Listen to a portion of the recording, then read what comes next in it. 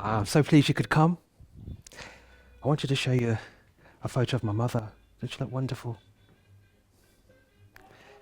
Thank you for coming. That's my father, my real father. Have a look at this. So beautiful. Please be careful. Don't lose it. Thank you. Appreciate that. Thank you. Thank you very much.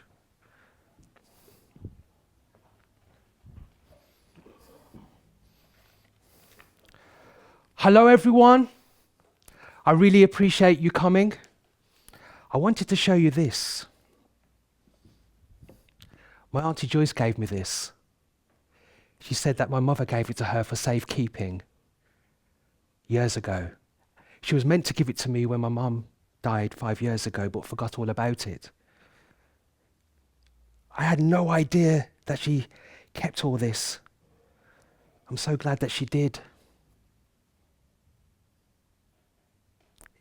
It's amazing. Mementos of a time before I was born, 50 years ago.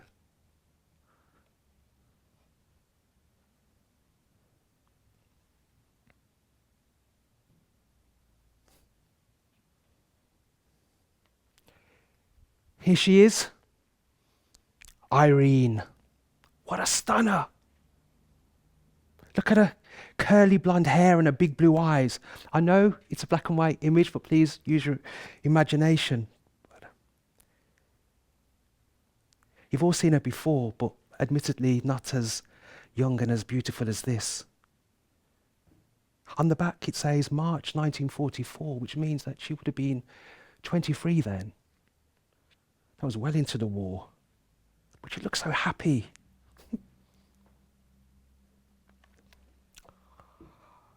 This is my father. Can you see the resemblance? I think he's better looking than me, though. Yes. He's in his uniform. US military. It's on the back there. To Irene, all my love, Jesse. Oh, okay. Yes, he was in the US military and he was sent over to help prepare for the D-Day landings. She didn't speak much about him. She didn't talk about him often. It was difficult for her being married to Stan and all. But sometimes, when we were alone and Stan was out in the field and I was back from school earlier, she used to say something. She used to say, he was the love of my life. And of course, I didn't know what that meant back then. But her eyes used to go all dreamy and far off, and she had a big smile on her face.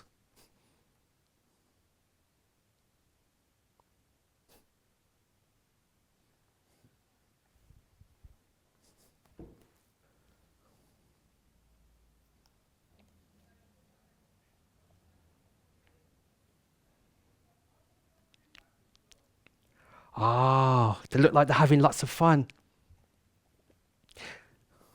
I suppose I had to, because the war was so dreadful, not knowing what tomorrow would bring. You have to admire them, that generation, living through all that. That's where she met him. She met him at a black dance for black soldiers. The locals, the white girls used to go, but the white GIs, they had their own dances, completely separate, because the US military had segregation, and they caused a lot of trouble. They tried to bring it to Dorchester, but it didn't work.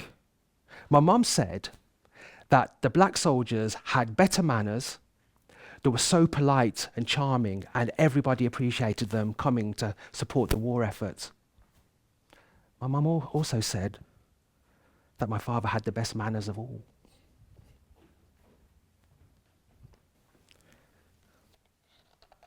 Ah, it's a poem.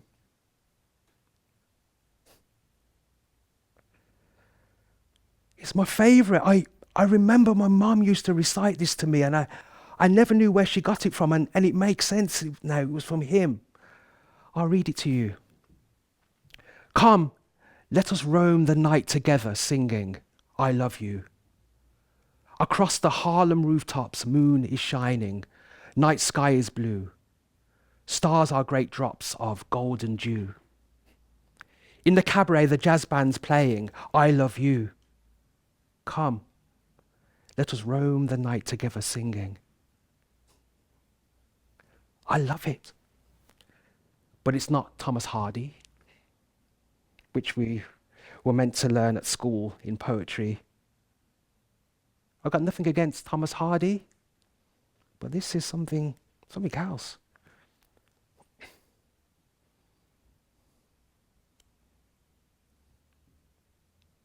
I can't imagine what it was like for them to fall in love with someone who was going to go off to war. And then the fact that he was black made it even more complicated, that's for sure. He would have got in so much trouble if the white officers would have found out. And I don't even know what her family thought of him.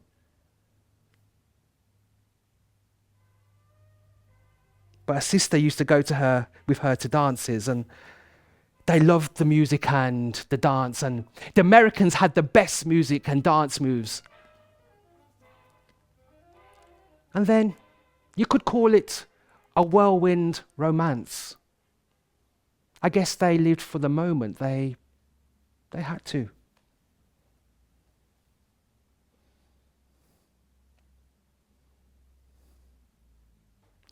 I'm so glad that my father was treated well here.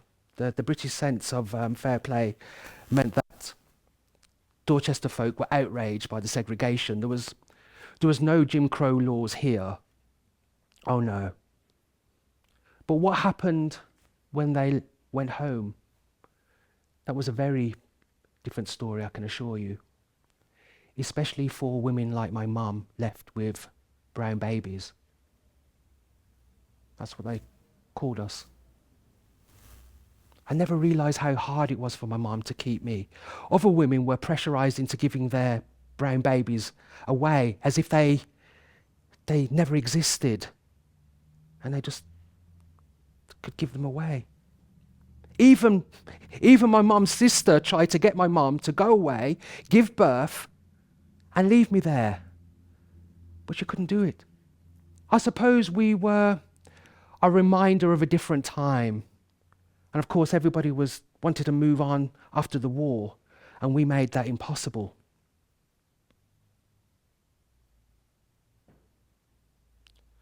No.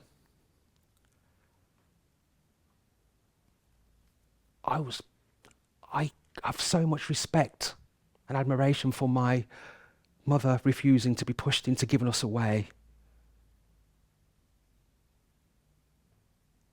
But we were lucky. We were lucky. She was lucky. We both were, because she married Stan, my stepfather, and he truly loved her. And he was good to me.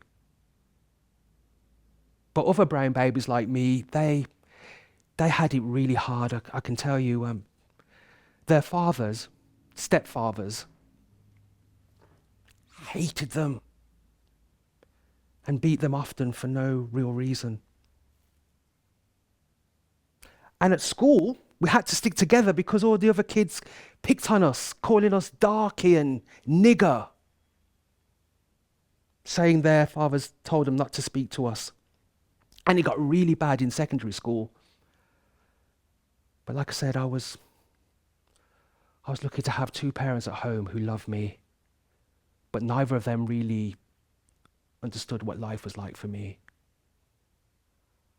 I never fitted in, really.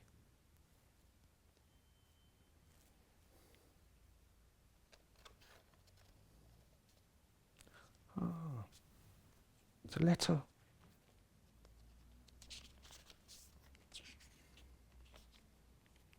It's the letter Jesse, my father, wrote to my mum when he left. My dearest Irene, we have gotten orders to move out in the morning. I am real sorry not to say goodbye in person. Bob's platoon are staying back to clear the camp, and he promised to give this to you. I will never forget you, and I hope that you will think of me sometimes. I'm not good at letter writing, but I'm giving you the words of the poem I told you that says it all. A photograph of me, my St. Christopher, to remind you of me and to keep you safe. I love you. Good night, Irene. You're Jessie. I remember that song and I didn't know what it meant all these years.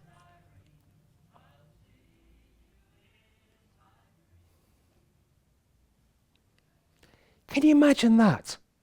All of a sudden you just get your orders to pack up and leave. So sad that you couldn't even say goodbye properly. He didn't know about me then. I wonder what he looks like now. Is he still alive?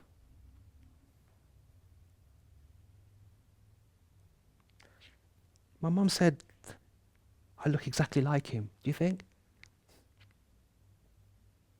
Sometimes I feel that there's a whole part of my life that I'll never know. And now I've got children of my own and they're asking about their granddad.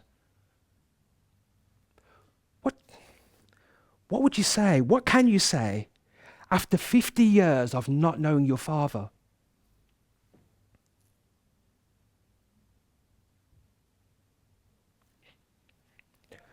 I'm so glad I had the chance to share this with you all.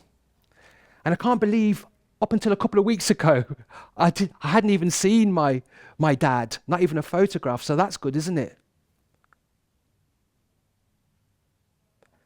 But I can't help feeling that a photograph isn't enough.